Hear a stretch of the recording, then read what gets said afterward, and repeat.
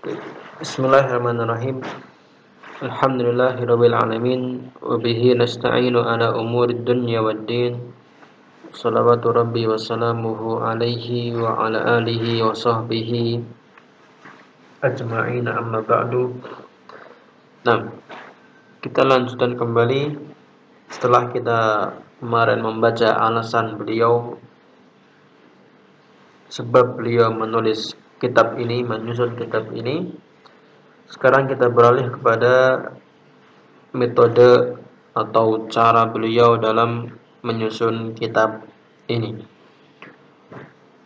Beliau mengatakan wa tariqatu jam'ihi wa tartibihi wa takhrijihi kama sayati. Nah, metodeku dalam mengumpulkan ayat-ayat, kemudian menyusunnya, mengurutkan, dan takhrij di sini adalah takhrij hadis beliau kama saya sebagaimana berikut ini. Yang pertama ada al-abwab wal fusul wa tartibuha, bab, kemudian nanti ada fasal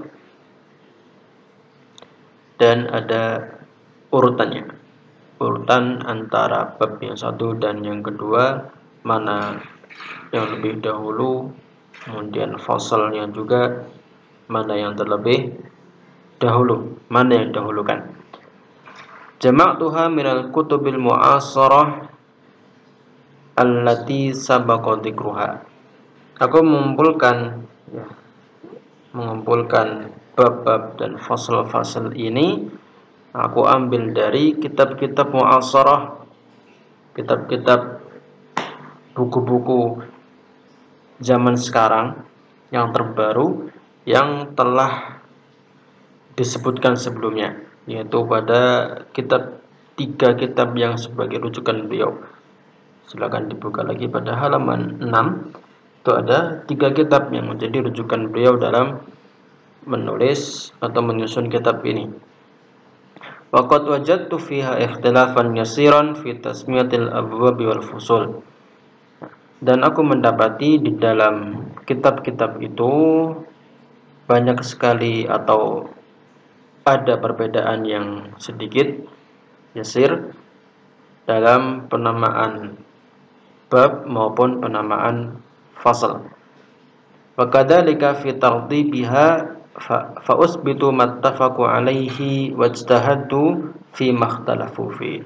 Dan juga perbedaan sedikit pada urutannya. Urutan tiap kitab itu berbeda, dan juga penamaan babnya berbeda-beda. Maka kata beliau fa usbit, maka aku menetapkan apa yang mereka bertiga, 3 buku ini, 3 penulis ini sepakat di atasnya, apa yang sama, ya beliau tetap tulis seperti itu. Misalnya bab taharah, 3-tiganya sama, namanya taharah, ya sudah, beliau ya tetap namanya di kitab beliau namanya tulis dengan bab taharah. Tetapi kalau berbeda, ya, wajtahadtu, maka kata beliau aku akan berusaha untuk beristihad, ya, sesuai istihadku sendiri, istihad mu'alif sendiri pada penamaan bab ataupun fasal yang dalam 3 kitab tadi berbeda-beda. Nanti beliau istihad mana yang menurut beliau lebih bisa menjamak, lebih bisa mengumpulkan antara 3 perbedaan yang ada di dalam kitab tafsir rujukan beliau. Nah, kemudian itu berkaitan dengan bab dan fasal. Berikutnya adalah ayat-ayatnya, ayatul ahkam wa tartibuha, itu ayat-ayat ahkamnya, kemudian urutannya bagaimana. Jama'tuha mimma sabaqa dzikruhu, ya, aku mengumpulkan ayat-ayat ini dari kitab-kitab terdahulu, dari kitab-kitab yang 3 tadi, ya. Waqtasartu ala wajhid dilalah minal ayah, kemudian aku hanya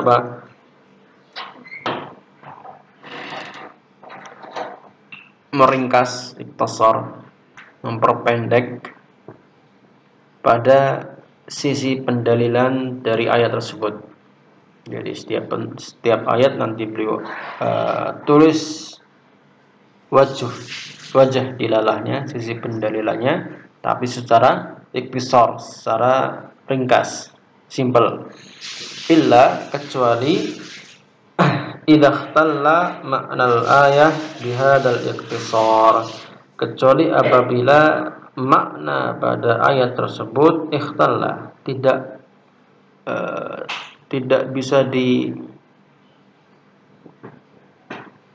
bisa diprediksi, ikhtalla, tidak teratur, kadang labil, ikhtalla, labil, kadang ini kadang itu, maksudnya kemungkinannya bisa banyak. Maka beliau fa inni ati biwajhid dilalah ma'a ziyadatin fi awwaliha au akhiriha au kilaihima, maka kata beliau, aku akan menambahkan wajah dilalah, ya, sisi pendalilan itu dengan tambahan, baik itu di awalnya, di awal ayat, atau di akhir, atau bisa jadi kedua-duanya, ya, di awal juga, di akhir juga beliau tambahkan sesuai dengan konteks ayat yang sedang nanti dibahas. Nah, wa tartibuha tahtal abwab wal fusul, dan urutannya, jadi ayat ini nanti disebutkan setelah setelah abwab dan setelah menyebutkan fasal. Bi'tibari, ya, ini beliau meletakkan ayatnya di bawah bab maupun fasal dengan mempertimbangkan bi'tibari quwwati wajhid dilalah min du'fiha, dengan mempertimbangkan mana yang lebih kuat sisi pendalilannya dengan mana yang lemah. Kalau yang lebih kuat maka beliau dahulukan, ya, paling atas sendiri.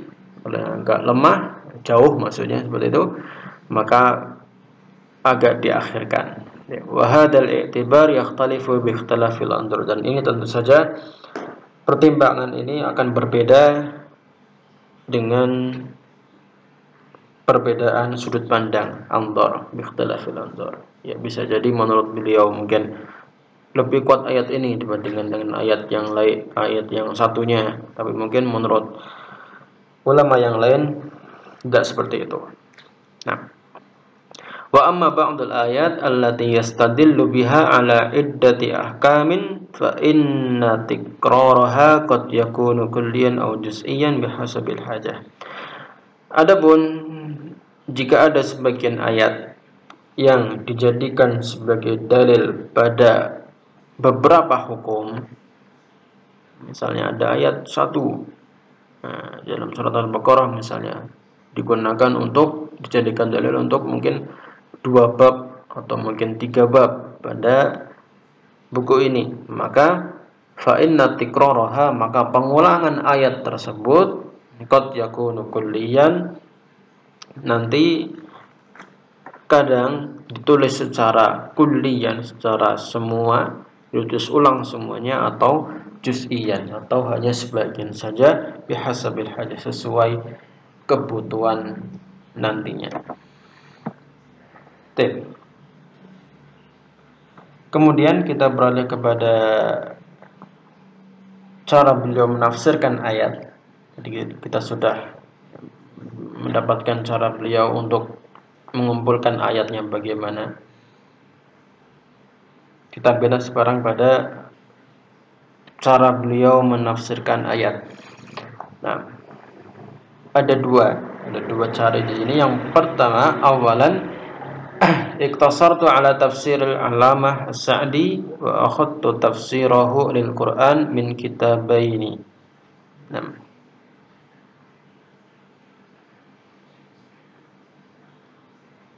yang pertama, aku, ya, kata beliau, mencukupkan diri dengan tafsirnya Syekh Sa'di, dan beliau mengambil tafsir Syekh As-Sa'di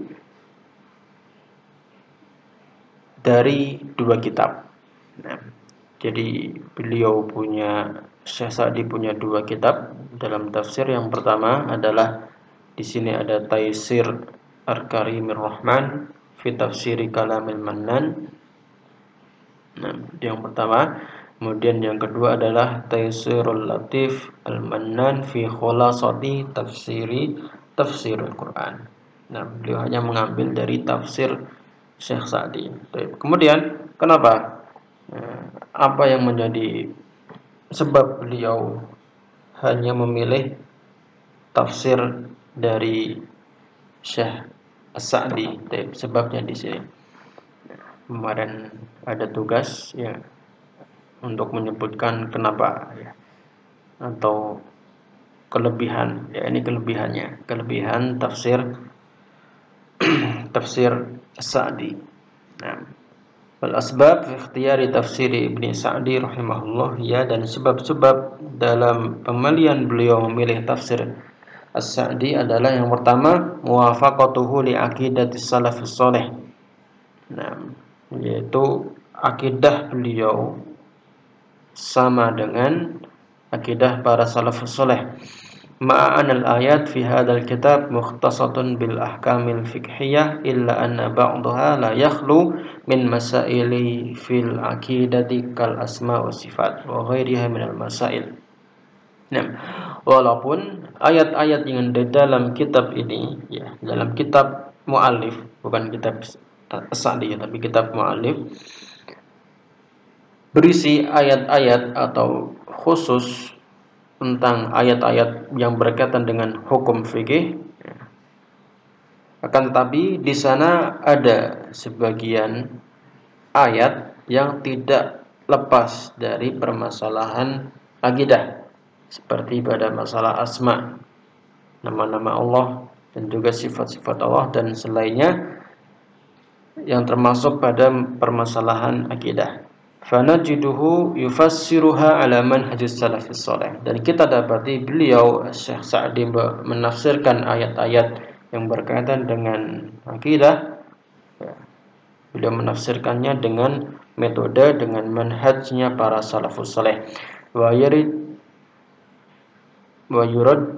yaruddu 'alal mukhalifin, dan beliau membantah kepada para penyelisih yang menyelisihi manhajnya para salafus saleh.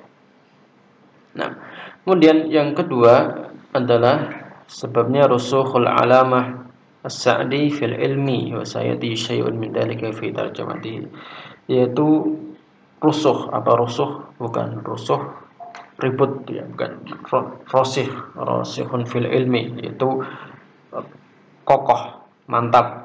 Maksudnya Pak, kokohnya beliau, mantapnya beliau Al-Alamah Sa'di. Alamah di sini bukan tanda ya. Al-Alamah adalah nama, bukan nama ini seperti Pak, gelar. Alamah, orang yang berilmu, Al-Alamah. Ya. Rusuh adalah mantap atau kuatnya, kokohnya Syekh As-Sa'di dalam ilmunya.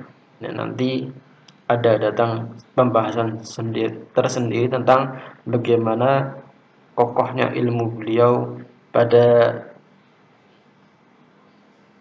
biografi beliau nantinya. Tarjamah itu biografi ya, bukan terjemahan. Karena banyak yang kemarin mengartikan terjemahan dan yang lain sebagainya. Nah, kemudian yang ketiga, al-qabulu alladhi ja'alahu Allahu li hadha tafsir indan nas. Nah, yaitu rasa diterimanya.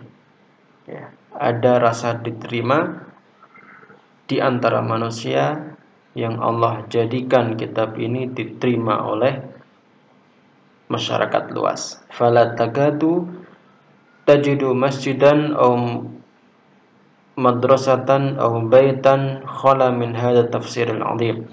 Maka kau hampir tidak mendapati suatu masjid, suatu sekolah, suatu rumah yang kosong, yang tidak ada darinya dari tafsir Sa'di ini. Wa hada fadlullah yu'tihi man yasha. Ini adalah kemuliaan yang Allah berikan kepada yang Allah kehendaki. Nah, kemudian yang terakhir sana'ul ulama ala tafsirihi bi umurin kasiratin wa aktafi bin naqli an syaikhaini jalilaini min talamidihi.